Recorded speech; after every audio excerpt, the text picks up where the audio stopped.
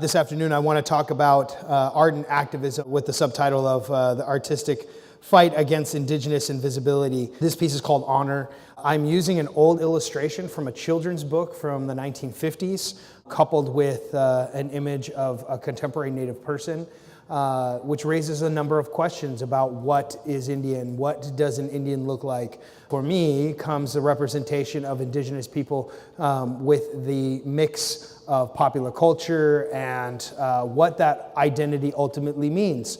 Oftentimes, we are left as a relic, people that existed one time and that no longer exist anymore, which I'm standing here telling you this is not true. Our modern existence is one that is a constant struggle. Not only are we still here, but that we live in the same spaces that you do, and oftentimes even like the same things that you do, because we are members of our tribal community, but we're also having an American experience.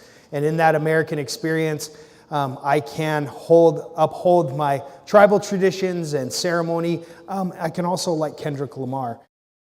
One of the pieces at the forefront of the mascot debate was this, which when I first made this is an incredibly difficult piece. It's incredibly difficult because there is a use of racial slurs and stereotypes that are being used to make a point, which I'm not generally a fan of. It says American genocide reconciled through football. I'm essentially making fun of the idea that mascots honor Native Americans.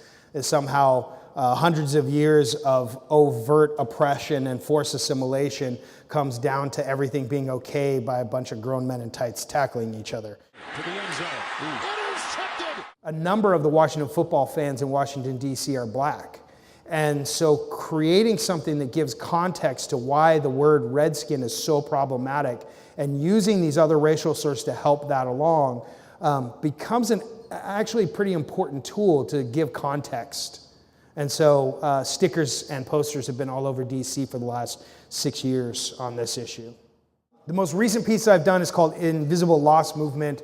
This piece is almost entirely based on metaphor, but it's also based on space. It's based on existing in spaces that are not as obvious. Using traditional regalia that's used in powwows and other places, and stripped all the color out of them. Everything's black. The beadwork's black, the leather work's black, the ribbon work's black, and we dance. This is my daughter, Sage, my oldest daughter, in a jingle dress, and I'm in a men's northern traditional. And so it's not about some traditional ceremony, it's about being informed by the spaces that I have occupied throughout my life, and it's not about whether or not I'm dancing right or if I'm dressed correctly, but instead it's about the aesthetic value of this as a viable piece of art.